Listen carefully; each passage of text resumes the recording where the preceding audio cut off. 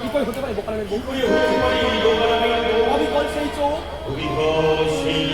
সেই মুখ, সেই কণ্ঠস্বর, কি করে সম্ভব?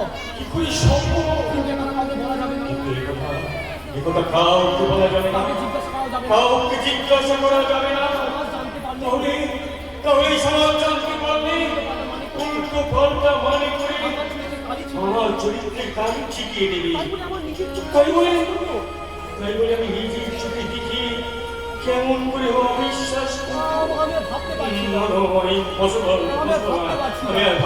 না। আমি ভাবতে পারছি না।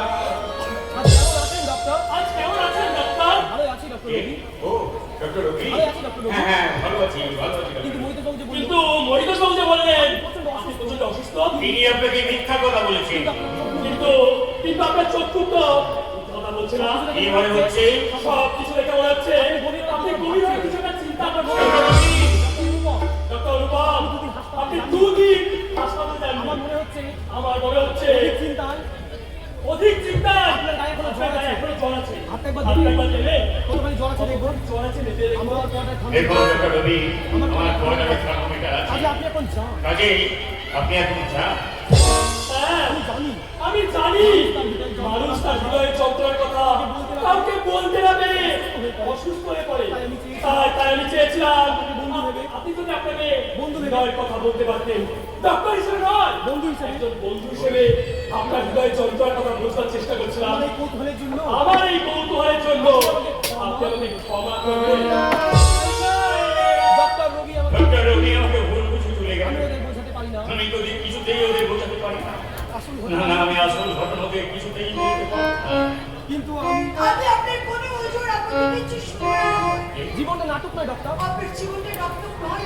আপনার মনের অবস্থা, শরীরের অবস্থা ভালো নয়। আপনি রীতিমতো অসুস্থ। আপনি সুস্থ না হওয়া পর্যন্ত আমি আপনাকে প্রয়োজন হলে আমি দিন রাত আপনার কোয়ার্টারে থাকবো। আপনি হাসপাতালে ডিউটি না করি দিন রাত আমার কোয়ার্টারে থেকে আমাকে নার্সিং করবেন। কেন? কিসের অধিকারে? আপনার এই অধিকারের প্রশ্নের উত্তর দিন। অধিকার চর্চা করতে হবে। আসল কথা হলো আপনাকে যেমন করে সুস্থ হতে হবে। আপনি তো জানেন, আপনি হাসপাতালে না গেলে ঠিক মতো রোগীদের চিকিৎসা হয় না। মেন্টাল ডিজিজের পেশেন্টরা আপনাকে দেখতে না পেলে তাছাড়া একটা দুষ্ট চক্র এই হাসপাতাল থেকে নিয়ে ব্যবসার পথে সে তো আমি জানি সিস্টার, আমি জানি দুর্ঘটনা, কিন্তু একটা আকর্ষণীয় ঘটনা আজ আমাকে বড় প্ল্যান পীড়িত করে তুলেছে। আমি জানি ডক্টর, কি জানি নীলাঞ্জনের স্মৃতি আপনাকে অসুস্থ করে। আমি বেশ কষ্ট পেয়েছি। সেদিন দোকানের স্ত্রী অঞ্জলি দেবীকে দেখে আপনার নীলাঞ্জনের মনে হচ্ছে, তাই আপনি অজ্ঞানে কি বলছেন? আপনি ঠিক বলেছেন। এবার আপনি বলুন, নীলাঞ্জনাকে আপনার সাথে আপনার বিশেষ সম্পর্ক। বড় মধুর সম্পর্ক ছিল তার সঙ্গে আমার। সে ছিল আমার জীবনে আধখানা হৃদয়, আধখানা মন। নীলাঞ্জনা ছিল আমার আপন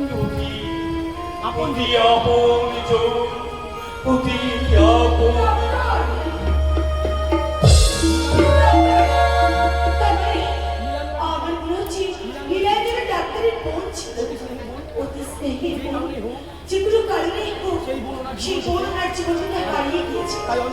তাই বোধহয় অঞ্জলি বৌদিকে দেখে ওনার হারিয়ে যাওয়া সেই অতি আপনজনের কথা মনে পড়েছিল। আমি যতদূর জানি বিয়ে করেনি তিনি এখন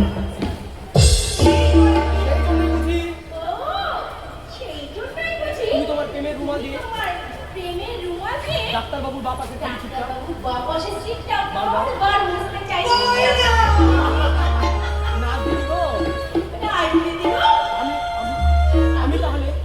আমি তাহলে তোমার দাদাকে দিয়ে বলবো। আপনার বউ প্রেমে আছে।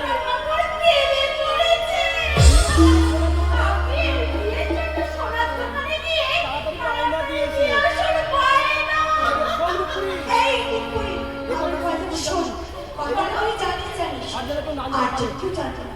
ইস, তোমার চোখে মুখে তোমার চোখে মুখে আর প্রেমের তো ছবি। প্রেমের ছবি। উল্টো দিক থেকে ট্রেন আসলে আর উল্টো দিক থেকে ট্রেন আসলে একটা সিগন্যাল দিয়ে দিবি। তুই কিন্তু একটা সিগন্যাল দিয়ে দিবি।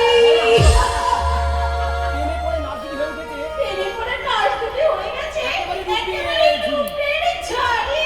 তাই এই অঞ্চলের ছোড়াগুলো বলে তাই এই পাড়ার ছেলেগুলো বলে ওই গুন্ডা নাচ তো মেয়ে নয়, যেন একেবারে মান গাড়ি।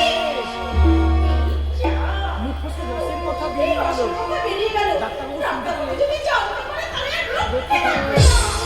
এই দুর্গাকে আর নাচিত করতে দেবো না, কারণ কারণ আমি তার মনের কথা বুঝতে পেরেছি। তাদের মনের কথা বলো। যাদের মেয়ের মনের কথা যেটা তারা বুঝতে পারে না। তারাই বুঝতে পারে না তাদের মনের সেই কথা। মেয়েদের মনের কথা আপনি কি করে বুঝতে পারলেন, আপনি কি করে বুঝলেন ডাক্তার বাবু? নমস্কার, গয়না। তুমি এখানে, তুমি এখানে? আমি তো কাল তোমাকে বলেছি আমি তো তোমাকে কাল বলেছি আমার দুধ লাগবে না। আমার দুধ লাগবে না। আজ আমি দুধ দিতে আসিনি ডাক্তারবাবু, আজ তো আমি দুধ দিতে আসিনি ডাক্তার বাবু, আমি কি জন্য এসেছো? একটা খবর একটা দিতে। খবর দিতে এসেছি। খবর? কার খবর? বোকারামে, পোকারামে আচ্ছা, বোকারামের বাড়ি বোকারামের বাড়ি তুমি অনেক খবর জানো, তাই না?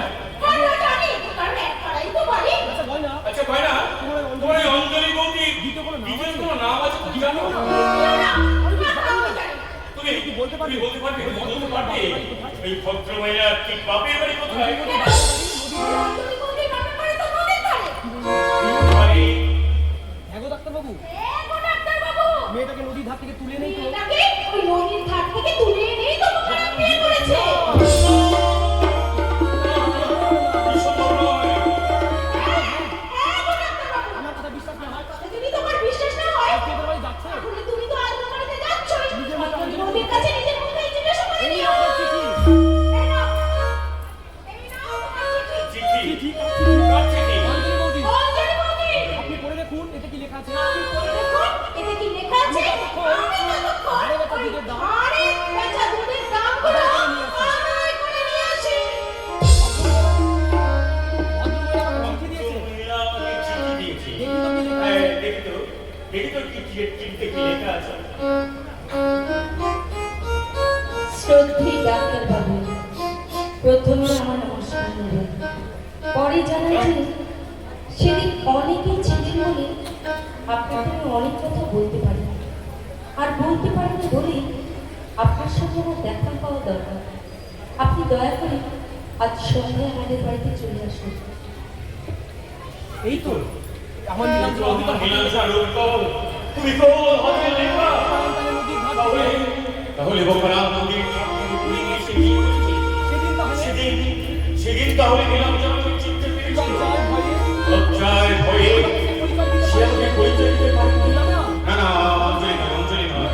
আসলে লোকের থেকে ধরা পড়বার হয়ে নামটা লিখে ঠিকই, আসলে সে নীলাঞ্জনা, আমার নীলাঞ্জনা।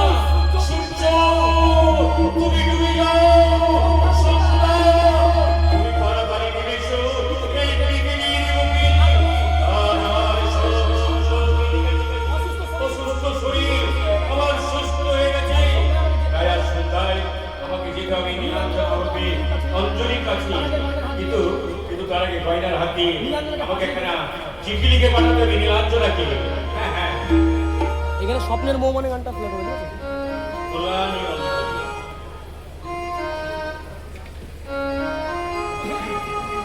আর এখানে গান করতে হবে স্বপ্নের মৌ মানে